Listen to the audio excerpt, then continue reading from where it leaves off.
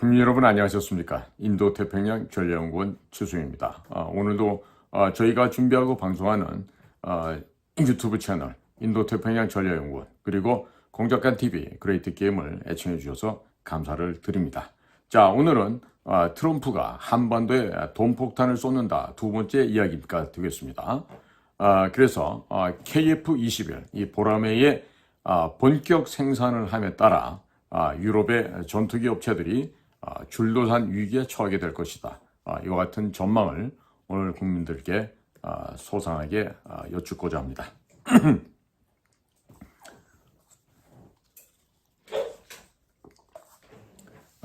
KF-21 보라매 전투기가 내년부터 본격적으로 생산이 되면 프랑스의 라팔, 스웨덴의 그리펜, 유럽 4개국의 유로파이터는 수출이 잘 안 될 것이고, 이 모델들이 단종이 되면 유럽의 전투기 회사들은 앞으로 영원히 전투기를 만들지 못하게 될 것이라는 이와 같은 좀 명암이 서로 엇갈리는 이런 이야기를 좀 전해드리고자 합니다.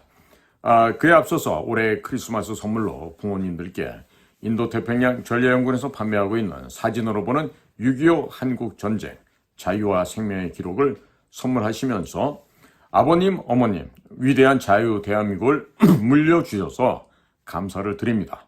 6.25로 다 쓰러져 가던 나라를 이렇게 번듯하고 잘 사는 나라를 만드시느라고 얼마나 고생이 많으셨습니까?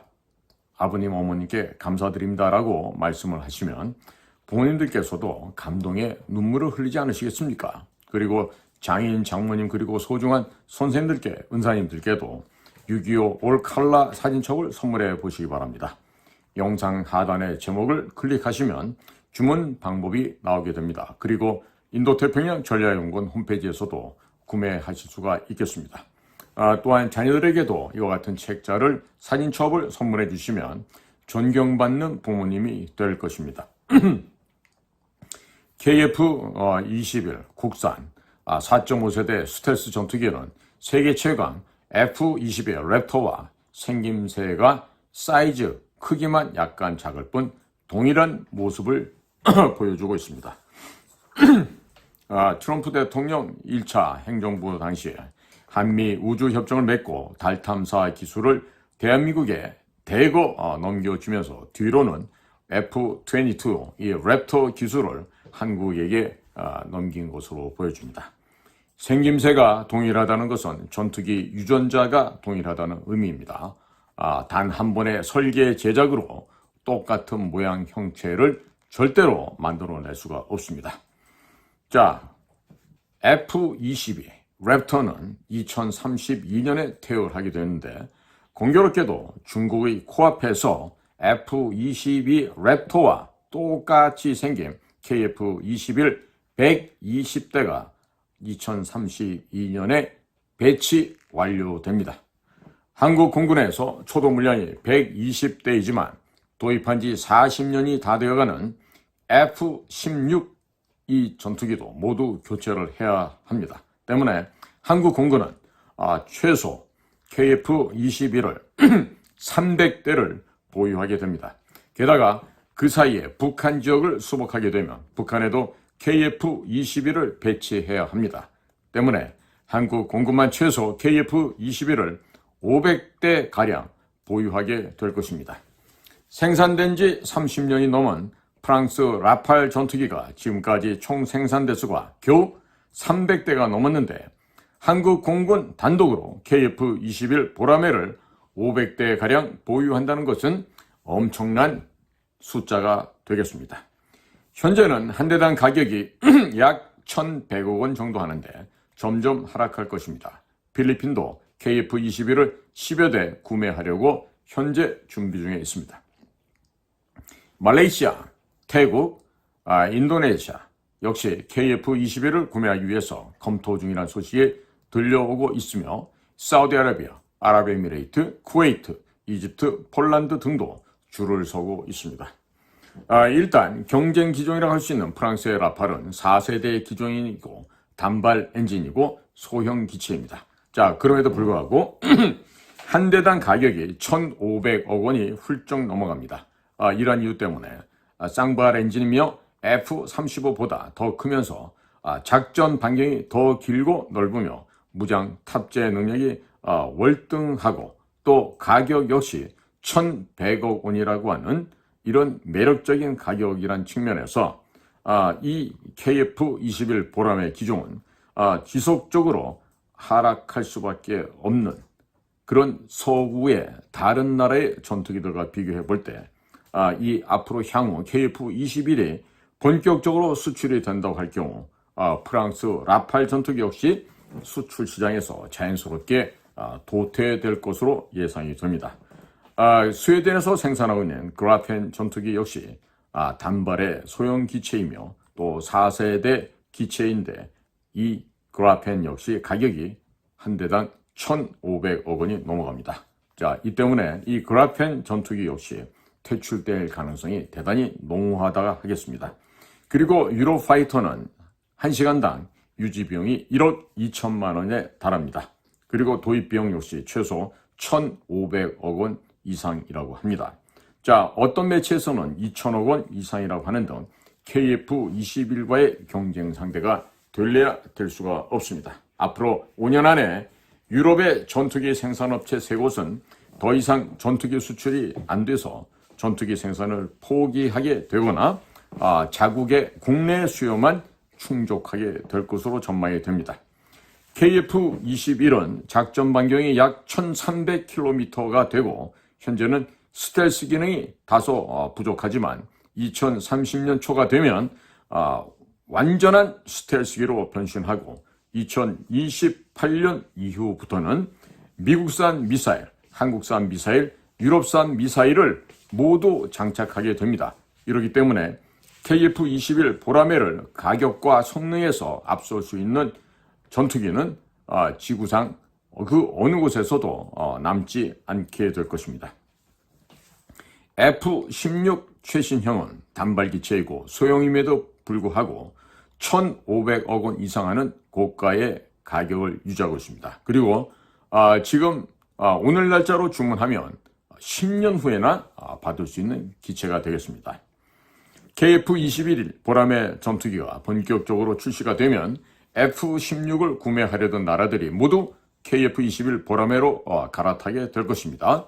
전 세계에 4,600대가 판매된 F-16 교체 물량 역시 KF-21 보라매로 교체가 될 것이라고 확신되고 있습니다. 사실상 록히드 마틴의 F-16은 시장에서 도태되는 상황이다 라고 설명을 드릴 수가 있겠습니다. 그리고 F-15, F-18 모두 다 보잉사 거죠. 이 두 개 기종 다 가격이 너무 비싸고 보잉사가 너무 바가지를 많이 씌워왔습니다.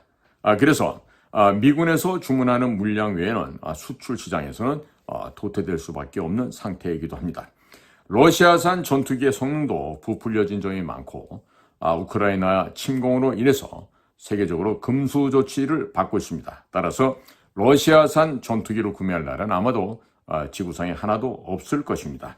그리고 중국산 전투기는요, 미사일이 발사가 안 된다는 소문이 자자한 전투기로서 이름을 받을 수가 없는 쓰레기라고 해야 되겠죠. 자, 이렇게 되면 전 세계 모든 중대형급 전투기 수출 시장에서 수출이 가능한 전투기는 한국의 KF-21 보라매와 미국의 F-35밖에 남지 않게 됩니다. 그러나 미국의 F-35는 잔고장이 많습니다. 그리고 유지보수 비용 및 유지보수 시간이 너무 많이 소요되어서 미 공군 스스로도 힘들어하고 있습니다. 그리고 F-35는 구매 국가들이 정비도 못하게 미국에서 손도 못 대게 합니다. 그렇기 때문에 구매하는 국가들이 매우 기분이 나빠합니다.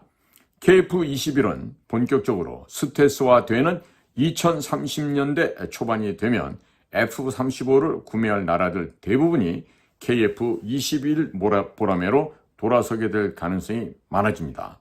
그리고 F-35 역시 수출 시장에서 도태될 가능성이 높습니다. 향후 5년 정도가 되면 유럽산 전투기, 러시아산 전투기, 유럽산 전투기들은 모두 수출 시장에서 퇴출될 것이고 미국의 F-16, F-15, F-18, F-35 또한 전투기 수출 시장에서 뒤로 밀려나는 퇴출되는 상황이 될 것입니다. 유럽은 전투기 기술 개발에 투자를 안 해왔고 미국은 너무 첨단 전투기 개발에만 목을 매다가 중저가 전투기 개발을 소홀히 하였습니다. 이 때문에 한국산 KF-21이 본격적으로 수출 시장에 나서는 5년 이후부터는 자연스럽게 퇴출될 수밖에 없는 상황입니다. 앞으로 향후 10년 후가 되면 세계 전투기 시장에서 구매 가능한 전투기는 중대형급 KF-21 블록 1, 블록 2, 블록 3와 소형 전투기 및 고등훈련기 FA-50 두 기종밖에 남지 않을 것입니다. 지구상에 각각의 국가가 6세대 전투기를 개발한다고 합니다만 6세대 전투기는 기술 유출 문제 때문에 수출이 불가능한 기종입니다. 한 대당 가격이 최소 5천억 원 이상 호가할 텐데 어느 나라가 이런 고가의 전투기를 구매할 수 있겠습니까? 현재 1,000억짜리 F-35A 스텔스기 또한 잔고장이 많고 유지 보수 비용 및 유지 보수 시간이 많이 소요되어서 미군조차 못 쓰겠다고 하고 있습니다. 과연 6세대 전투기 수출이 가능하겠습니까? 한마디로 불가능합니다. 이제 미국이나 유럽이 새로운 중저가 전투기를 개발한다고 하더라도 KF-21 보라매와 FA-50이라는 확실하게 성능이 이미 검증이 되었고 또 대한민국 공군이 수백 대를 운영하여 가격이 지속적으로 하락하는 기체가 있습니다. 자, 이것 때문에 이제 새로운 기체를 생산한다 하더라도 수출 시장에서는 판매가 어렵고 불가능하게 됩니다. 그리고 한국은 그냥 많이 사면 그 나라에 공장도 지어주고 전투기 개발 기술을 전수해주고 있는데 자, 여기에 한번 맛이 들린 나라들은 다른 나라 제품들을 구매할 수가 없게 될 것입니다. FA-50의 경우 F-5 전투기 시장과 고등훈련기 시장 등 약 2,000대의 수출 시장이 있습니다. 거기에다가 KF-21 보람의 경우 약 4,600대 이상 팔린 F-16의 교체 시장을 거의 대부분 흡수하게 될 것입니다. 이렇게 자본이 쌓이게 되면 지속적으로 파생형이 개발될 것이기 때문에 앞으로 10년 후가 되면 국산 전투기 두 기종이 세계 전투기의 수출 시장을 싹 쓸어 담게 될 희망찬 모습을 전망하게 됩니다.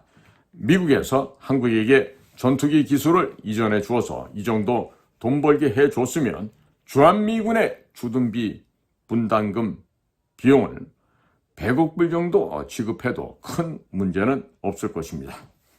주한미군 주둔비용 100억 달러를 지급할 수 없다고 징징거리는 이런 어린애와 같은 발상을 해서는 이 나라의 중요한 보직을 맡아서는 안 되겠죠. 자, 만약에 대통령이나 국방장관, 외교부 장관, 국정원장이 이와 같은 기초적인 국제관계 질서조차도 깨닫지 못하고 깨우치지 못하고 어린아이처럼 떼쓰고 징징거리고 이런 구상유치에 아주 창피한 태도를 견지하게 된다 그러면 이런 사람들은 우리 국가의 국민의 모습으로 쓸 가치가 전혀 없습니다. 자, 만약에 이와 같이 국가의 중요한 보직에 앉아서 이와 같이 바보 같은 천치 같은 이런 판단하고 있다 그러면요, 이런 자들은 우리 국민들께서 당장에 아마도 해고를 시켜버리려고 하실 거예요. 자, 이제는 대한민국의 대통령이야 각부 장관 중요한 보직에 있는 위정자들께서는요, 이런 얼라들처럼 또 걸뱅이처럼 거지들처럼 징징거리지 말고 줄 거는 주고 받을 것은 받는 그 확실한 거래를 할 줄 알아야 됩니다. 특히나 이 소위 거래의 귀신, 거래의 화신이라고 할 수 있는 도널드 트럼프가 열흘 또 채 남지 않은 11월 5일 미 대통령 선거에서 당선이 지금 확 실시되고 있습니다. 이런 도널드 트럼프와 거래를 하는데 이런 식으로 참 어린애처럼 짜고 눈물 흘려가면서 징징거리 이렇게 되면요, 그야말로 아주 그냥 매를 심하게 얻어맞을 수가 있습니다. 조심해야 됩니다.